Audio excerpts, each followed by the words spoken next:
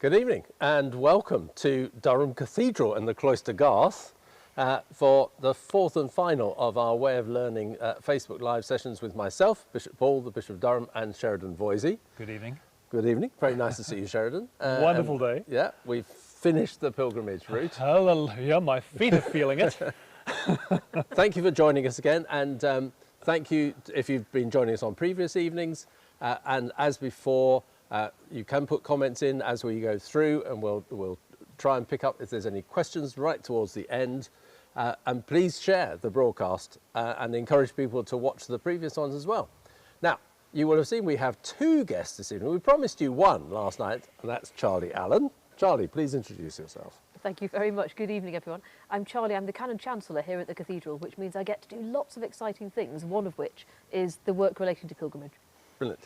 And our very surprise guest, we are absolutely thrilled and delighted. We have the Reverend Kate Botley. Hello. She's got gate crashing. No, she's not. We invited her on. Bishop Paul used to be my bishop in Sutherland, Nottingham Diocese, and I think he thought he'd got rid of me. But here I am again, popping up with the jazz hands. So we better explain, Kate, you've been with us, or we've been with you all day. Why?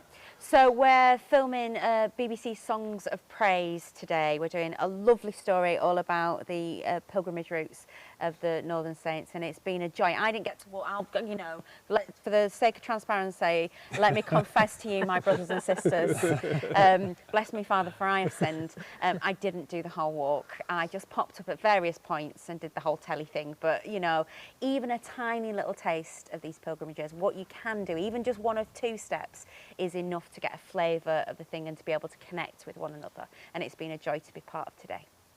Well, and thank you for staying on a bit and No joining with us. Kate's not with us for the whole broadcast. She's got to disappear in a few minutes, but thank you. You're so It's welcome. wonderful. Our theme for this evening is called to recycle life's trials, having thought about called to learning and called to create and called to act justly. This evening, called to recycle. I was having problems to say recycle at that point. Life's trials. Although my wife, who's actually sitting watching us, would have liked us to call it upcycle life's trials, which we'll come back to in a moment. But we begin each day with highlights. So, Kate, what's been your highlight today? Well, it was an unexpected moment, because when you're filming things for telly, there's a very weird thing where you have to sort of hold someone's gaze for abnormally length of time so that they can get all their shots and cameras. And Charlie and I had to sort of stare at each other. And in the first few seconds, it's a bit weird, and you're sort of kind of like sort of looking away. And then we held each other's gaze while we were doing this particular reflection for the cameras. And it was just a beautiful, beautiful moment that I really enjoyed. Because for me, that's what this is about. It's about connection with people. I'm no walker, let's face facts, but I do love folk. And Charlie gave me one of the pilgrim tokens with the cross of St Cuthbert on. And after I'd made some flippant comment about it looking like a trolley pound, and that's probably what it might get mistaken for in my wallet, I know what's going to happen to this. It's going to go into my pocket and I'm going to forget about it, and then I will find it and remember that moment of holding that moment of reflection with another human being, and having that beautiful connectedness with someone that I've never met before. We may never cross paths ever again. I really hope we do, but it was just that, oh yeah, here we are. And after, especially, you know, I think you've probably talked about this a lot in these things, after the year that we've had, and this being the week that when we've been able to make those connections again with one another in a different way, you're just reminded that actually it's not necessarily the friends and family I've missed so much, but strangers is what I've really missed. You people. You people, yeah. So, Charlie, what about you? What's your highlight today? I think my highlight for today is actually, it's been welcoming all of you, to be honest. There is something brilliant about standing outside the cathedral, knowing you're coming. We've had the text message saying they're on their way. You know, the bell's starting to ring, and you get that wonderful sense of anticipation, I suppose.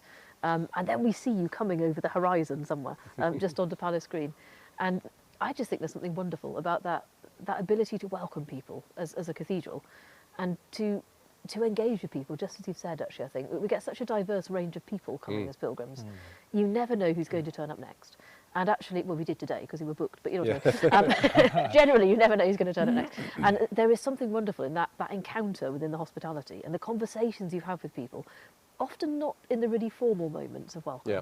but as you're hanging around waiting for something, or people are just, you know, resting weary feet, or just, you know, looking for somewhere for a bit of refreshment because they're really thirsty, or there's something wonderful in that. So that's been my highlight of the day, is welcoming you all and actually having those conversations in between times, particularly whilst we've been doing a bit of filming for Songs of Praise, things like that. There is a little bit of hanging around in between whilst they A little they bit. do a little bit. Whilst they Kelly's mostly hanging around.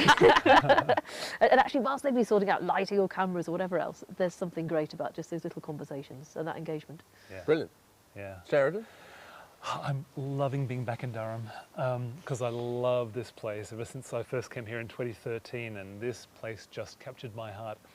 I will confess to you, good Anglican, lovely people, that I do go into some cathedrals and they leave me a bit cold. I come here and I'm inspired to worship every time. Just don't name the ones. I will not name the ones who, but this one is the one that always captures my heart, and I want to worship as a result of being back here.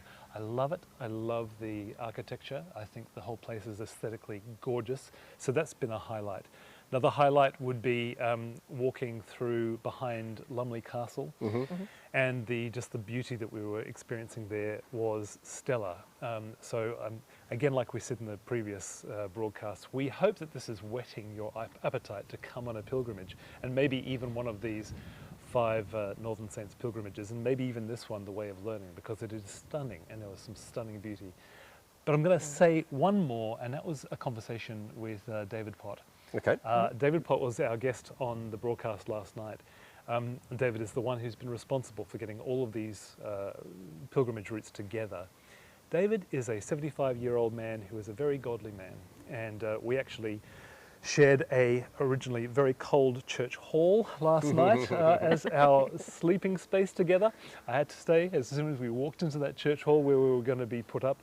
I thought, oh no, this is going to be freezing. I'm going to be staying in the same room with this guy. Does he snore? I don't know. I haven't slept well. He was the quietest guy ever. We were able to have the heaters on. It was a lovely night. But actually talking with Pete about his spiritual practices. Okay.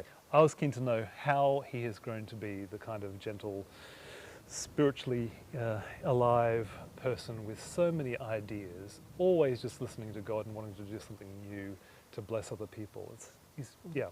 That was enjoyable for me too. The other thing, of course, we have to say about David Pott as a 75-year-old man is that he's led and guided us all the way, but he really does lead us at a pace that the rest of us, all of us younger, really struggle to keep up with. It's like a ferret up a drain pipe, that lad. He And the is. thing was, because I didn't do all the work, so we were waiting for you to arrive, and every time you sort of got to your location, all of you were redder of face. Except for David. Except for him. I was like, how many shades of purple are there in the world?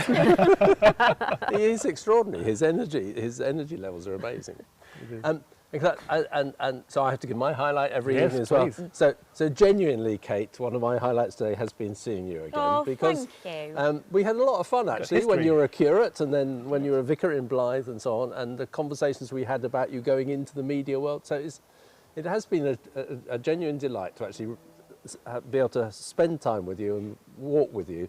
And the best bits, of course, are not the bits that people will see on Songs of Praise. It's just the conversations that we had as we walked along in between.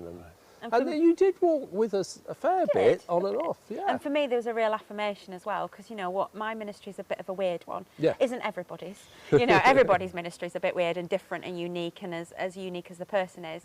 And so to get the opportunity again to talk about the way that I see my vocation and the way that it fits in with what I do, it also, of course, as you articulate that to somebody else, it reminds you again that actually you are doing it for Jesus. Yeah. You know, and so it's always, and I reflected on that in Evensong when we were praying. I was like, oh yeah, you know, I'd just sit and have some time and just recommit again. Yeah. Just recommit that vocation. And I liked the fact that you went off for a little quiet moment in Fingal Priory, just sat quietly. Yeah, just have 5 minutes. Yeah. Even us extroverts need that from time to time. Absolutely. You know? Yeah, but only 5 minutes. But only 5 minutes. 5 minutes, Gosh, yeah. we drive ourselves crazy if we have to let ourselves alone for longer than that. The rest of us are going to go and write poetry for 3 days after this.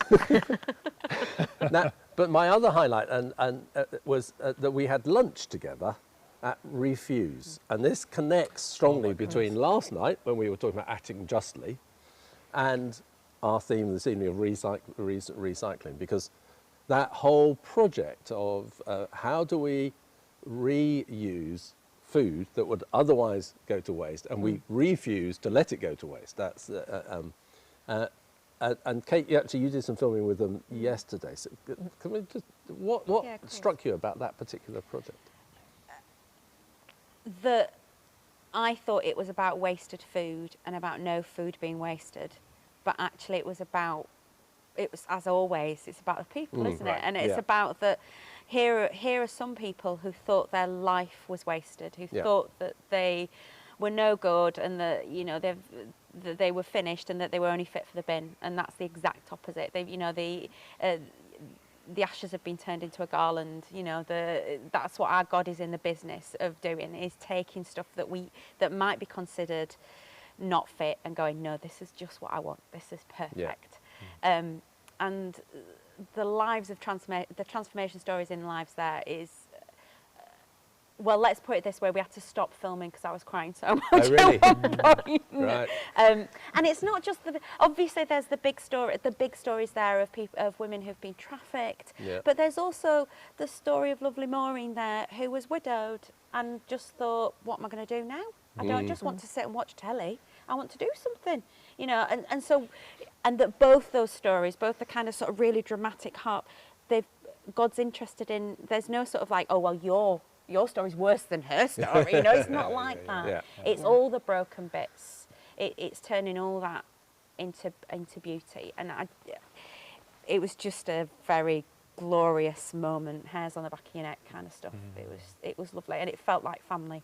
Brilliant. I mean, I know this part of the world, you just, I mean, that's what I've loved as well. That's my other favourite thing about being up here is I talk to everybody. Round here, everybody talks back. They don't look at you as if you're weird. Yeah. And so I rocked up at the Refuse Cafe and was automatically trying to be everybody's best friend. And they went, oh, you want to be our best friend? Okay. Great, we'll be your best friend. So, and it felt like a family. Yeah. Fantastic. What did Refuse mean for you? Because it was new for you as well. Very much so, yeah. I mean, this amazing cafe, and you recycled food. It wouldn't otherwise be used, and it was really good food. It actually tasted really, really good. I didn't get a chance to speak to some of the people behind the scenes, like I would like to have been able to hear their stories, but just it works on every level because the food is being recycled, the lives are being helped by either training them with new skills or indeed, bringing those skills they already had to flourish. And it's actually it's a viable, and I'm sure even more so in time to come, a viable business. So it works on every level of social enterprise. And it's been running, by people who have a heart for God to do that. So all of that just ticks my boxes. And they say that this is one of the leading projects in this whole field. So I'm certainly going to be looking a lot more closer at it to see, And during lockdown, I don't know how many thousands or even tens of thousands of meals they cooked for people who were in need in the area. So that's been one example today of recycling life's trials. The recycling of people's lives, the recycling of the food that would otherwise be wasted. You weren't with us for that, Charlie. So, but have you got an example of where one of life's trials that's got recycled for you? Well, just as you were talking about recycling with food, in a sense, it made me think of recycling with clothing, actually, in particular footwear. We had a group of pilgrims who arrived a couple of weeks ago, and they'd walked some of one of the Northern Saints trails, so they'd had a good day's walking. And for one of them, that was plenty. I think that they'd really walked far enough. And I walked back down the Bailey with them afterwards, and they were going to get the bus home and do all manner of different things. And they handed on their boots to someone who was homeless, who was sleeping outside one of the local shops. Okay. And they said, look, I don't think walking's for me. I've loved the pilgrimage experience, but long walking, goodness me, that's really quite difficult. Could you make use of these? Right. And this person was thrilled, and they seemed to be the right size, and it was all marvellous. But there was something, I think there's something in recycling about something that has been useful for us, but actually we don't need that anymore. But there are other people for whom that will be immensely useful. And I love that almost that sense of fellow pilgrims. You know, they hadn't walked together, they didn't know each other in that sense, but just in that encounter, there was the sense of passing on something to someone else for whom it would be of use. And that's the great thing about the Refuse Cafe as well. Yeah, Is it struck me that it was not you're broken and we will fix you. Exactly. Right. Yeah. You need recycling. It's like we're all broken and we all need fixing. Exactly. Yeah. Right. We've all got something. Yeah. So what, you know, and it wasn't because sometimes, you know, from a place of privilege, it's almost like we impose charity upon someone. Yeah. But it's not actually about that. It's about walking alongside. Completely. Yeah. And I love that. Yeah. Yeah. Now, Kate, the bell bells have tolls chimed. for whom it tolls. So we know that you need to get home. time My with us school is bell. over. So thank you so much for Thank joining you. us, and it has been wonderful Hasn't to see it? you again. It I has loved been it. absolutely fabulous. I loved it. It was such a And, joy so- and lovely to meet you too. Oh yes. Likewise. Yeah. Likewise. I think you probably shutting me for the next few years, so don't worry. Ah, I'm not no, looking no, for a job we'll just get you yet. come up here. Bless you. Pray So for thank me. you. Pray Yeah. for me. God Thank bless you, you. everyone. Thank you. Thanks, Thanks, Kate. everyone. Now, so let's go, Sheridan. Let's come back to you. This book, The Making of Us, which is part of our story about how we got Yes. involved together and so on. Because I read your previous book, The Resurrection Year, got in touch with you. You told me about writing this and about the pilgrimage. We told you about developing these routes. Threw out the idea that you might like to redo it, and that's And how I it's all certainly come did. about. And I certainly did. But one of my favourite is on the back of your book. Beautiful things can emerge from life not going as planned. Right. That seems to me, that strikes me as being partly connected with the whole idea of recycling life trials. Indeed. You and Marion went through trials, and God met you, isn't it? It's been the message that I kind of knew theoretically, but then over the last few years have discovered experientially in so many ways. So for those who may not have read either the book, for Marion and I, we were in Sydney by this time that this story begins. Life was going very well for us. Life was going really well for me. I was hosting a national radio show that I loved. Book contracts, speaking opportunities, but there was another dream in our life that wasn't going very well, and that was the dream of trying to have a family. And we took 10 years to try and make that dream work, and we tried almost everything that we could think of or felt comfortable doing, IVF, waiting for adoption, the whole thing.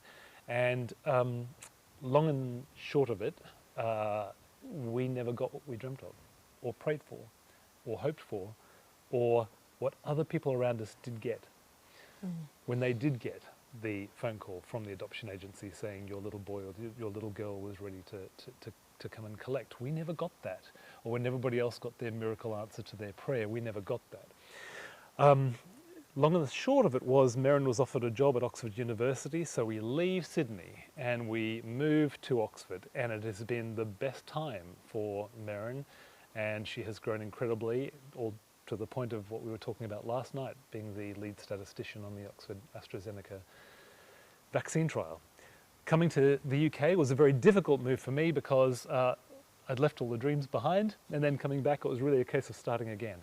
What has happened is that God has taken that experience and actually just in sharing the story, which has been the interesting thing, again something I would have thought of theoretically then experienced, that when you share your story with some degree of candor, that then people respond to it and people open up to you who have completely other different kinds of stories and broken dreams.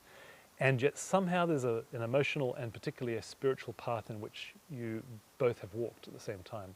And so that really has become almost a ministry focus, as to how do we help people who are asking those big questions of who am I, what am I doing here, when life hasn't gone as planned. And I can now say that these are the moments that actually you can find out who you most truly deeply are, that you are a child of God, and that this can be the very thing that can be the making of you. It can be the very thing that God uses to bring the best gifts you have and you could bring into the world as you marry the trial that you've gone through with then the gifts that he's given. So it's that marriage of trial and talent that seems to be the key point to this. So it has become a real life message for me now, and not one that I was ever planning on writing or speaking about. Okay. Charlie, you minister in this extraordinary place, Yes. Durham Cathedral, and you mentioned earlier, all sorts and strange lists of people come through here. Yeah. People who've been Christians all their lives, people who are exploring faith, people of other faiths, everyone people of no faith at all. Yeah. They just come here because they like the architecture or whatever. Yeah. How do you see Durham Cathedral helping people deal with life's trials? I think there's something about walking alongside each other. There's the back of my garden. I live just in the college here. The back of my garden is an area called Paradise, which sounds rather marvellous. Right. It just looks like an ordinary bit of garden, but it's called Paradise because actually partly it's the monastic graveyard, Right. where the monks of the monasteries then would be buried. It's also called Paradise because some of the pilgrims who came to the cathedral but died along the way were carried by other pilgrims to complete their pilgrimage and to be Wow. buried there. Wow. And I just think you sit there with your cup of coffee in the morning in the garden and just think, wow. And for me, that does sum up something of what the cathedral's about, actually, is that sense of we carry each other along the way, I think. And I think people who come hopefully encounter, yes, God in this place, but also a community of faith and prayer around that. And I hope that in our all different ways, we carry one another when we need that hope, I suppose. And people come here. We've been thinking particularly about Bede through the week. Yeah. But obviously, this is also the Shrine of St Cuthbert. In fact, it's better known as the Shrine of St Cuthbert. Yes. And Yeah. a lot of people probably don't even realise that Bede is also buried here. What's this ancient connection with these two remarkable men? How does that inspire you? How does that inspire the life of the cathedral today? I think it inspires us simply because they are fellow pilgrims, and actually they're not men of history. They're men of the present still, because the way they live their lives still inspires, and I think there's something really, really powerful in that people connect with. I mean, as you journey along the different Northern Saints trails and you think about some of the different saints, Bede in particular today, you begin to connect with them as a character, as a living character in that sense, and learn from Bede in terms of discipleship in daily life today. Right. I don't see them as distant people, No. in a sense at all in that way. It's part of the same interesting. great cloud of witnesses somehow. Yes, Yeah. yeah. That's interesting, because I would have to make the mental leap there to Yeah. actually get that. Yeah. But I'm going to be reflecting on that. And the fact Yeah. is, that is very true. Their life certainly lives on. I think they take us in different places. I mean, just the story you were sharing just a moment ago made me think of Cuthbert, I suppose, in that sense. And I was thinking of Cuthbert as he was really wanted solitude. That was what he was looking for, wasn't it? Whether it's on Lindisfarne or Innerfarne or, as far away as he could get, in a sense, just that sense of being with God in solitude and in contemplative prayer. And yet he was dragged out to be a bishop and he didn't want to Literally at all. dragged. Literally Yes. dragged, Literally dragged. and that sense of actually being taken into a place that you did not want to go.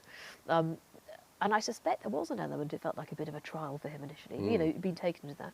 And yet maybe because of that, it was a space he didn't want to go. He inhabited it very well and very differently. And and therefore there's this legacy of holiness, I suppose.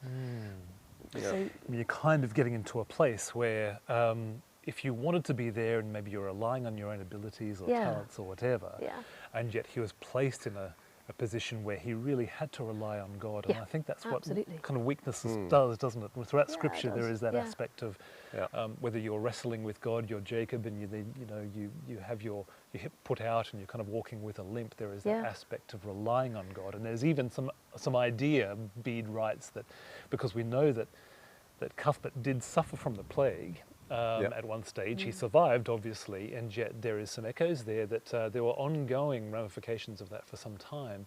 And you just wonder whether all that plays into it as well, that our weaknesses kind of, by necessity, get us to call on God more. And maybe that's the reason, part of the reason why he was and has left such a profound legacy. And gosh, all of this is built around him. yeah, I think they help us to see the world through God's eyes slightly more rather than our own eyes, I suppose. Right. There's a humility in that, isn't there? There is. Yeah.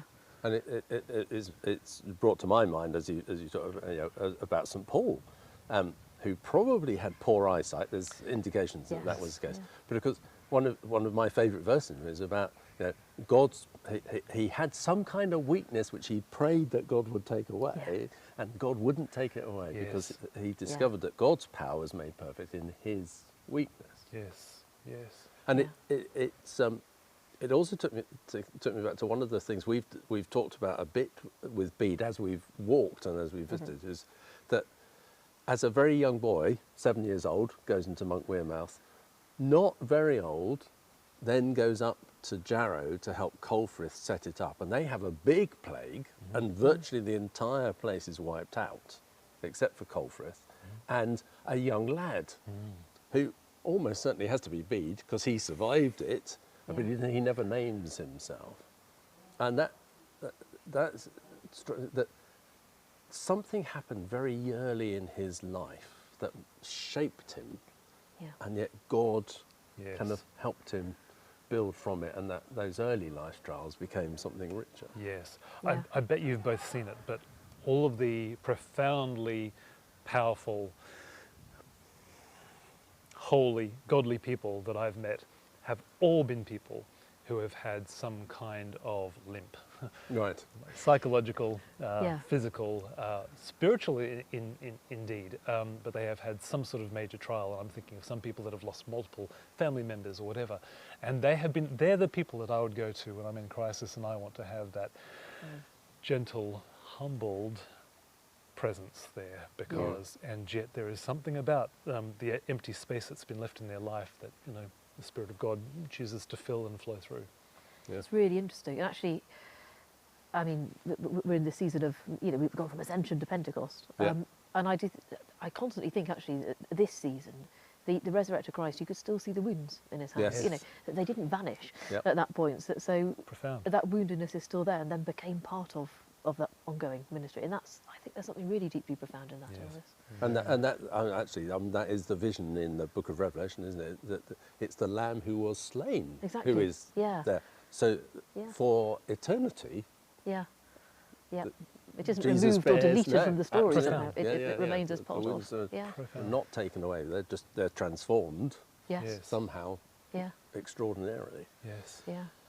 So we're about to finish our 4 broadcasts. It has been a joy and These delight. have been really good, Jared, Paul. and thank you, Charlie, for joining us this evening. It's been a pleasure. Thank you.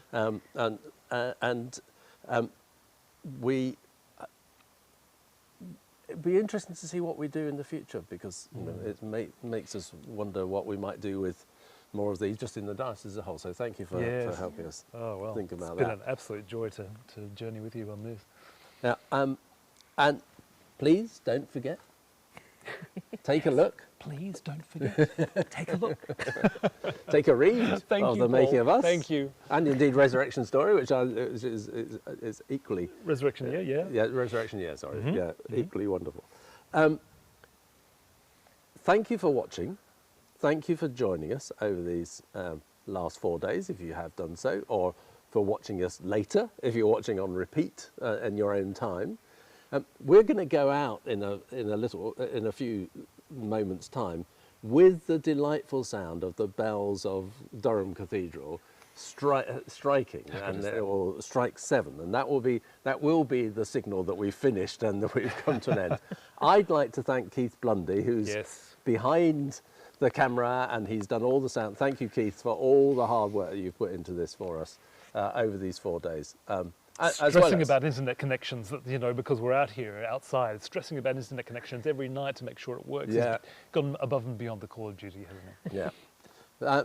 So it's been a delight. We've been on the way of learning. We've thought about the fact that God is the one who calls us. That's been the common thread, hasn't it? And it was a delight to hear Kate earlier talk about her calling and her vocation.